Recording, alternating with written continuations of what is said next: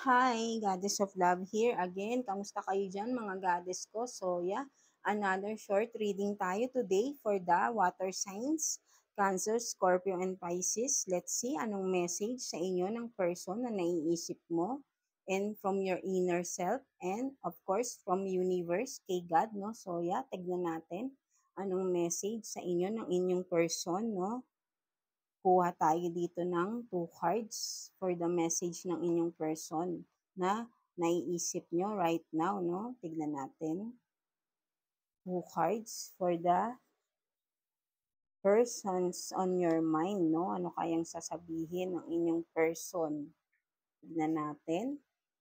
So, you have this, I feel you even though we are apart. So, may distance pala, may distance between the two of you, no? Water signs, no? And I lost myself for a little while, no? So, yeah, merong ng distance dito. May distance, I mean, merong, siguro hindi naman kayo, for some of you, I think hindi naman kayo magkahiwalay nito.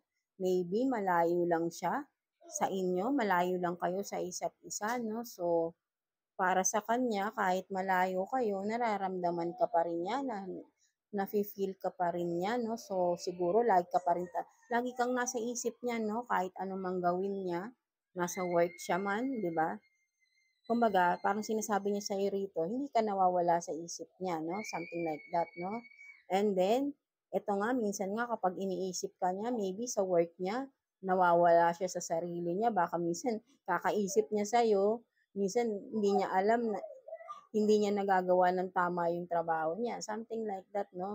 May mga times na ganun kasi lagi ka talaga niyang naiisip. So, take what's resonate, water signs, no? So, maybe this person or yeah, for sure this person is super in love sa inyo, no? Water signs, no? Take what's resonate. This person is malayo sa inyo, malayo kayo sa isa't isa, no? Right? So, yeah, that's it, no? Maganda naman ang message sa inyo. So, tignan naman natin anong message ng inner self nyo, no? Water sign, Cancer, Scorpio, and Pisces. Kuha rin tayo ng 2 cards, no? For your inner self message, no? And tingnan natin anong message ng inyong inner self. So, you have this mantra, and release, no? For some of you, meaning, sinasabihan kayo ng inner self nyo na take time to yourself, meditate, no? For some of you, medyo drain kayo, no? Parang, ito, sinasabi kayo, no? Na, ng inner self nyo, take your time to, take your, kumbaga, yourself, no? Some time na mag-relaxation, no? Mag-meditate, no? Mag-chill or maybe you need time to pwede ring to more connect more deeper sa ating universe kay God, no? For some of you lang, water sign, no? Ayun yung sinasabi ng inyong inner self, no? So, yeah, para you have this more clearer mind, no? Mas ma-clear ang inyong mind, something like that, no? Parang ganun. And then, for some of you, you have this release, no? Sinasabi ng iyong inner self, no? I-release mo na daw yan kung ano man mga baggages mo sa iyong sarili, no? Mga pain na nararamdaman mo, mga pinag-iisip mo, overthinking mo sa iyo, water sign, na alam mo naman hindi na dapat, no? Sinasabi ng iyong inner self to release those, no? Kasi nahihirapan ka na rin, no? Kaya siguro pinagme-meditate ka na rin, no? Sobrang drain ka na siguro, kaka-overthink, no? Water sign. So, time to release na daw, sabi ng iyong inner self. Huwag mong pahirapan yung sarili mo, no? So, yeah, that's it, no? Water sign. So, tignan naman natin anong message sa iyo ni universe, no? Message or advice ni universe sa iyo, no? Kuha rin tayo ng 2 cards here, no? Sa inyo, water sign, Cancer, Scorpio, and Pisces. Tignan natin, message ni universe for you, no? So, you have this unconscious games and crystal clear, no? So, yeah, I think this is connected, no? For some of you, water sign, Cancer, Scorpio, and Pisces, no?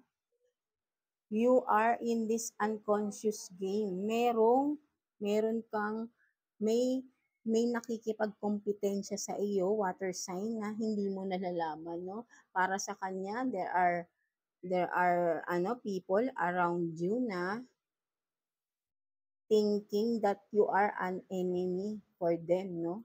Or nakikipagkompetensya sa iyo nang hindi mo nalalaman because you're unconscious, right? No? Hindi mo nalalaman, may mga pwedeng sabihin natin naiinggit sa iyo, no? At feeling nila kakompetensya ka nila, no? Nilalagay ka nila sa isang game na ikaw yung kalaban nila, no? Something like that. Pero ikaw walang kaalam-alam, no? Kumbaga, para sa kanila, kaaway ka nila, kalaban ka nila, kakompetensya ka nila. But then ikaw, hindi mo alam. So beware kasi maybe, wag naman sana, baka mas lumala pa yan, no? Baka dahil sa inggit, mas lumala pa, no? But then, with this crystal clear, no? Soon, sabi sa ni universe, soon, malalaman mo rin lahat behind that kung sino man tong mga tao na ito na gumagawa ng hindi maganda sa iyo, 'di ba? Kung nagko-cause ng mga problema, maybe for some of you, no, you will soon be crystal clear with that. Malalaman mo rin. Ayun yung nakikita ko rito.